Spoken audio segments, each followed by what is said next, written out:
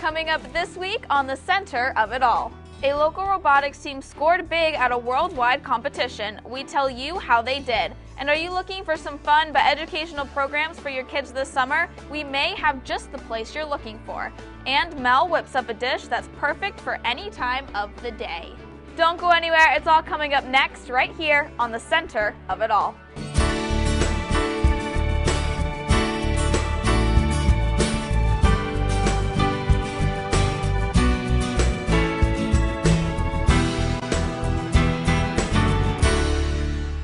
Welcome back to the Center of It All. The weather is finally starting to warm up, but during the cold winter months, a group of high school students combined teamwork, engineering, and robotics for a competition.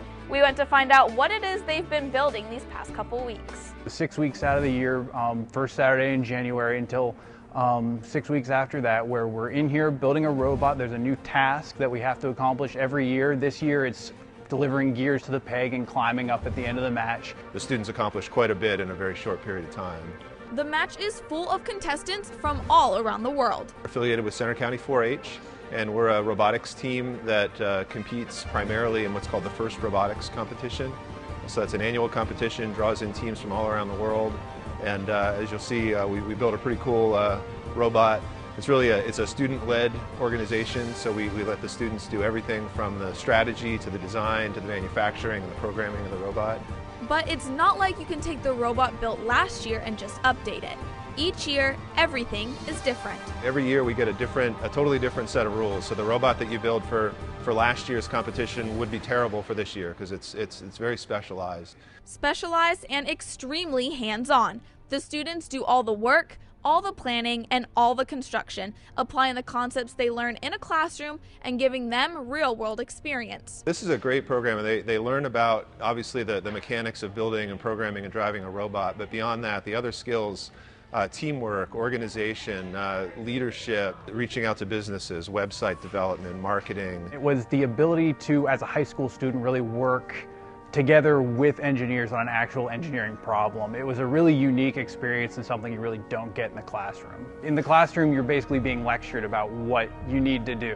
Whereas here, you're hands-on, you're solving problems, you're learning from experience, even failures, you know. It's something that you just don't get a chance to try and fail and experiment with things. And just like with every project, it wasn't always smooth sailing. There were failures, a major one. But it didn't tear them apart, it brought their team closer together. The moment when the Evo shifters broke because we had to rip the whole robot apart and put it back together, and just the realization that we had constructed something that was organized enough and modular enough that we could do that in like 2 days was so awesome to me. And the thrill didn't stop with the preparation of the robot. When competition day arrived, it was exciting and nerve-wracking. We went to the competition, it was like a combination of everything that I ever wanted. It was like sports and competition and building and engineering and robotics and science, all that in one place.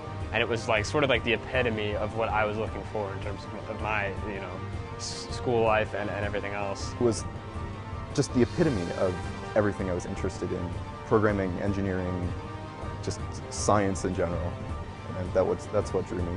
Funding for the robot and parts needed all came from sponsors that the students had to sell to, giving them an even wider range of experience beyond that of just engineering and building. So the students got a great experience going out and meeting with these sponsors and presenting to them why they're asking for money and what the club's all about. And every single sponsor that we were able to get in the door and have the students share their vision and their excitement for this program, they sponsored us to some degree financially. After a grueling 6-week building period, the students had a robot that was both functional and pleasing to the eye, something they could be proud of. So making a robot that was super functional was really cool, but also one that really caught the eye, I think was our goal this year, and I thought we did a really good job of that. And along with a functional robot, this group learned about teamwork, and that depending on each other for help is sometimes more rewarding than simply working alone. I've always enjoyed working on stuff by myself as opposed to with other people, but with the robotics lab I realized that really sometimes you have to work with other people and it can be more enjoyable than working just by yourself.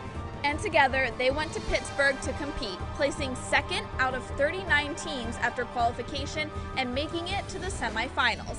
They did bring home an Industrial Design Award for the form and function of their robot. If you would like to get involved in the 4-H program, visit center4h-robotics.org. When we come back, we check out a place that takes learning to a whole new level. Welcome back. The Discovery Space in downtown State College offers a wide variety of programs in science and math. We went to see what kind of programs they have planned for the upcoming warmer weeks. You'll find camps happening almost every other week for kids of all ages this summer at the Discovery Space. From preschoolers to middle school, they have hands-on science activities for everyone, and their mission to spark creativity, curiosity, and imagination in children through science experiences. Experiences that happen not just inside the Discovery Space, but outside as well. It started in 2011. This community didn't have a place where children could go and explore science outside of school, except for places like the libraries around the community. What had just a few preschool programs is now a place with programs in elementary and middle schools, and not just here in downtown State College, but in the surrounding areas as well. We've been reaching out to some schools during the school day, so we go into their classroom and run science programs that sort of enhance what their teacher is already doing in the classroom. Taking those classroom concepts and applying and working them into real-world scenarios, and they say having that happen is a sight to see. We hear students using the things that they've learned in class to do something like build a structure that will hold a weight, and so they're sort of proud to be able to succeed in a different kind of task using what they've learned. And it's not just the younger kids who learn and get something out of the wide variety of topics the Discovery Space has to offer. They say even the adults have a good time, if not a little more fun than their children. We have older kids in here, so we have programs after hours, and we have events for older kids, and they have just as much fun in the exhibits. Actually, their parents have just as much fun using the exhibits as they do, so that's been really fun to see. And just like this little one who was more than happy to show me around, this has become a place that kids love and look forward to coming to. We have become a place that's sort of a reward. We have kids requesting to their parents to come here, which we're really proud of. And something the community is proud of as well. And the best part, you don't have to have a love of science or education to get involved. They have a group of volunteers who just care. It's a wide variety of people who care about this community. They care about helping provide ways for children to explore science and learn. We have high school volunteers that come and work primarily on the exhibit floor with families and children for their community service hours. We have a lot of college students who are willing to volunteer in between classes or on weekends to help out on the floor with birthday parties and programs. And then we have a great group of retired community members who assist, some of them again on the floor, some of them help with sort of behind the scenes work that we're doing. Weekends can include things like birthday parties, middle school programs, or family activities. And once families get involved, they tend to stay for years. We have now over 800 family members in this community, some of them who visit multiple times a week. It's been great to sort of grow with the families. We have some families who were here on the first weekend we were open, and they're still coming back, but now they're older and they have younger siblings. And so for our museum to be growing with the families who attend has been really fun. For more information, visit mydiscoveryspace.org. The sun is out, the weather's warming up, but one dermatologist wants to remind people that the sun's rays, even with the cooler spring air, are still dangerous. When the weather finally breaks and it's warm enough to take a nice long walk outside, the sun can feel good on your skin. But according to Dr. Amy Kassouf, a dermatologist at Cleveland Clinic, the cool breeze of the spring air can make it easy to forget that the sun's rays are just as harmful to our skin as they are during the sweltering heat of summer. When you go out there, or if you're going to your Hawaii vacation to escape the midwinter blues, you are going with absolutely no protection, so you really do need sunscreen. And even as the sun comes on, you are going to forget. It's going to be a little windy and cooler, and you're really going to forget that you're getting that sun. Dr. Kassouf says that since our skin has likely not been exposed to the elements of the sun during winter months, we have no protection built up. She says that although it is damaging to the skin, a little bit of color does provide some natural protection. But she adds that it's never a good idea to get that color from laying in the sun or going to a tanning salon, as both add to a person's lifetime exposure to ultraviolet rays and increases their risk of developing skin cancer. Dr. Kassouf says it is best to get a little at a time and to make sure you're wearing a broad spectrum of sunscreen, which covers both UVA and UVB rays. She says it's also important for people who are exercising outside to know that it's easy to sweat off your sunscreen, so it's important to reapply. And if you happen to find a bottle left over from last summer, Dr. Kasu says you're probably not using enough. If you're using your sunscreen properly, 1 ounce of sunscreen should cover your whole body at the beach. So if you buy an 8-ounce sunscreen and you reapply every 2 hours, you could go through a whole bottle between you and a child or a spouse in a day.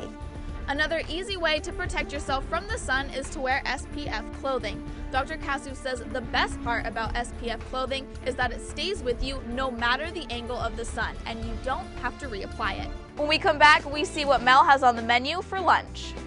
Welcome back to the center of it all. This week, Mel shares a recipe that can be made in either a skillet or a casserole dish. Let's take a look.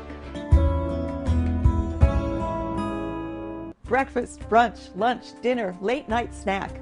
Sometimes you just gotta have frittata. Join me for a few minutes this morning while I chat about this Italian 1-skillet egg dish and show you how to make my sausage, peppers, and onions frittata. Let me start by saying that frittata is known as the Italian version of the omelet. Well, I tend to disagree.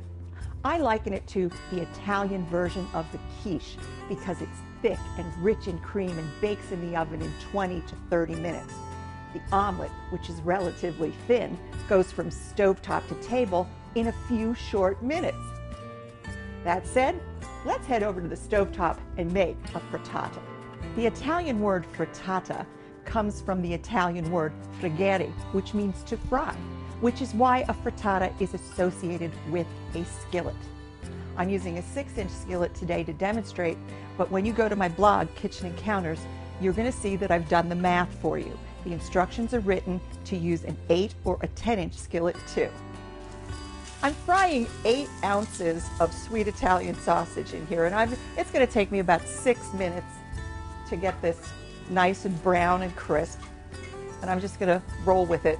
If you want to make this vegetarian meal, what I'm going to suggest to you is to substitute 8 ounces of diced potatoes in a little bit of olive oil with some salt and pepper, and then throw them in. And then you've got a vegetarian frittata, or you could, serve it as a side dish that way with sausage patties, bacon, or a ham slice to the side. So this is just going to take a few minutes till it browns and crisps up.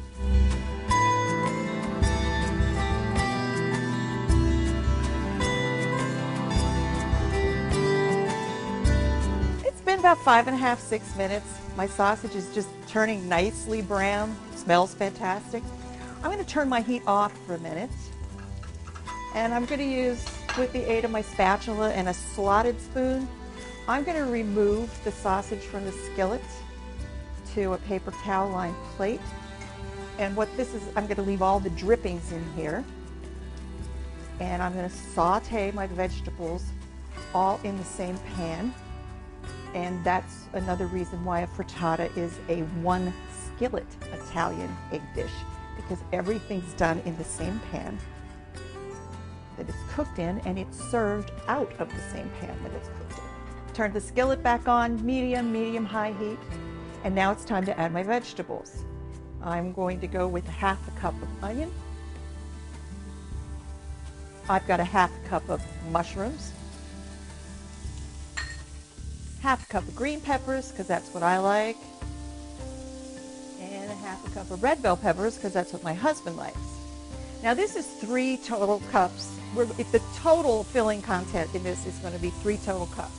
If there's anything here you don't like, as long as you have 3 total cups of filling in your frittata, put anything in here that you want. Now we're going to season our vegetables. I'm giving it a grinding of sea salt, and I'm using a nice peppercorn blend, not just black pepper, all sorts of colors of peppers. And I'm going to saute these just like I did the sausage till everything's tender, just starting to turn brown, and that's going to take about 6 minutes too.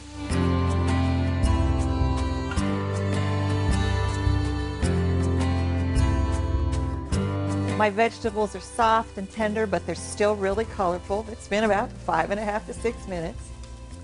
And now the next trick is you turn your stove down to as low as it will go. Turn it low or turn it off. I'm going to add my sausage back to the skillet.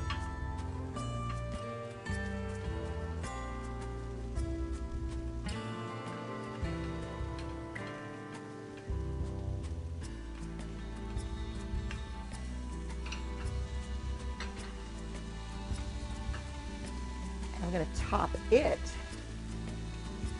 with a melting cheese. I'm using cheddar today because I like the taste of cheddar with sausage, but mozzarella, Emmentaler, Gruyere, there's all sorts of great melting cheeses out there. Use your favorite. I'm going to put this right over the top.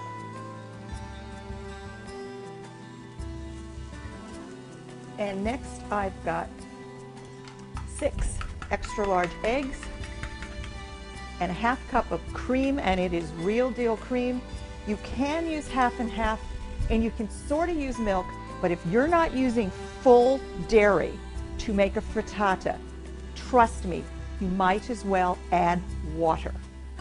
Don't do it. I'm going to drizzle my egg mixture in here.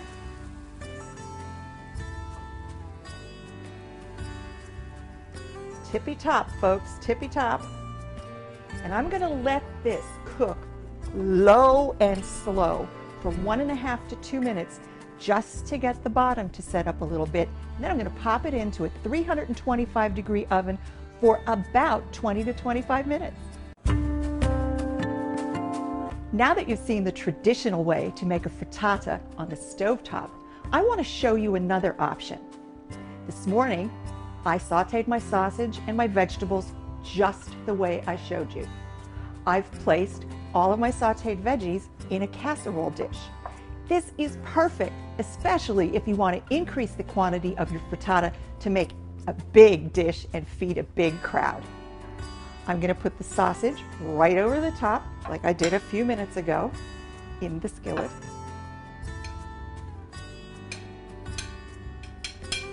Spread that out over the top. I'm going to layer my cheese right on top of the meat.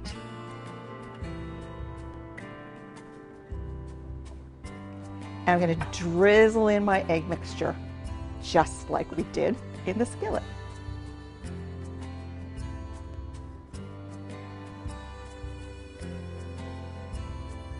Now I'm going to pop this in the oven right next to the skillet frittata, and it's going to bake in the exact same amount of time.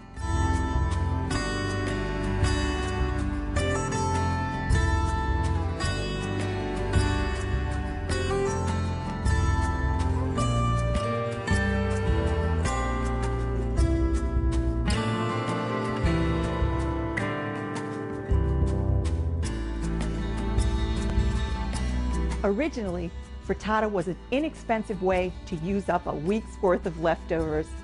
That was smart. Nowadays, frittata is an inexpensive way to add a protein and vegetable-packed dish to your family's meal rotation. That's smart too. For these and all of my recipes, just go to my website. What a perfect way to get rid of some of the leftovers you have at the end of the week. When we come back, we get ready for some crafts. Welcome back to the center of it all. For our craft this week, it's going to be quick, easy, and add a little bit of organization into your life. Let's get started. So first, all you need are a few mason jars, some spray paint. I use the matte spray paint that we already have from previous crafts. Everything that you need, you should already have from things that we've already done, and some sandpaper. So what you're gonna do is kind of a distressed mason jar. So you can see I've already done the red one. I've already spray painted it, and then I went through and distressed it with the sandpaper. What I have found is that darker colors may not work as well. Like the red, it's a little bit harder to see the distressing, but if you use lighter colors and pastel colors, so like this one is gray, if you do greens and kind of that coral color, those should come out a little bit better. So all you're gonna do is take your mason jar outside and spray paint it. Now I've already talked to you guys about how to do that, so I've already gone ahead and spray painted this, but like before, you're gonna hold it a couple inches away and do little spurts all the way around the can. And the nice thing about this is that you don't have to be perfect because you are gonna go back through and distress it afterwards. So once you've gone out and spray painted it, I only did one coat and I spray painted it upside down again and let it dry for only about 5 minutes. Then you're gonna go through and distress it. So you can distress it wherever you want. You're just gonna grab your sandpaper and you're just gonna kind of bend it in half or hold it however's comfortable.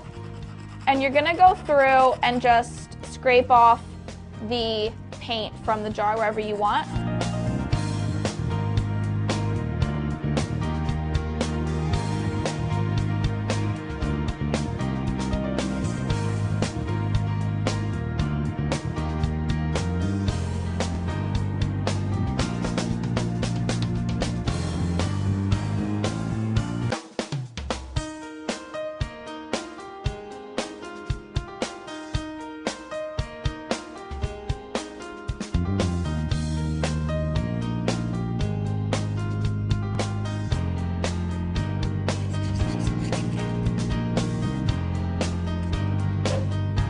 So you can see that it's just a little bit scraped away there, the top little bit. Now I'm gonna go through and scrape where the words are.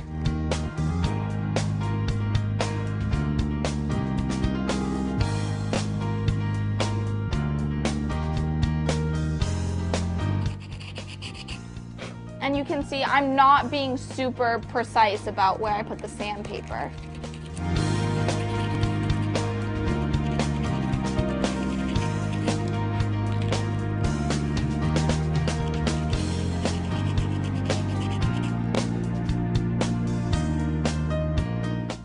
And I'm also going to sandpaper down where it says Mason right here on the bottom.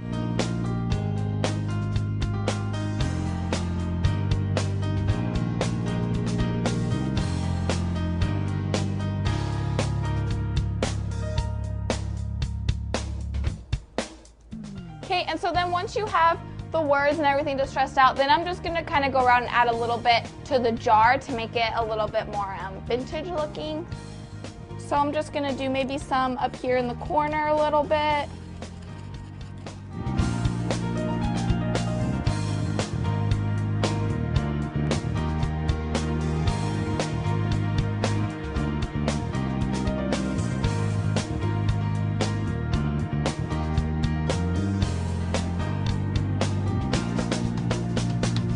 Stop there. You can see you can keep distressing as much as you want or as little. It's totally up to you. And then you kind of have just a jar that's a little bit more exciting than just a boring container. You can throw it in your bathroom and put Q-tips in or toothbrushes. I have mine in my bathroom because I put my makeup brushes in them. So it kind of just adds a little bit more of a homey vintage feel to your house. That wraps up this week's Center of It All. Enjoy the spring weather and I'll see you next time.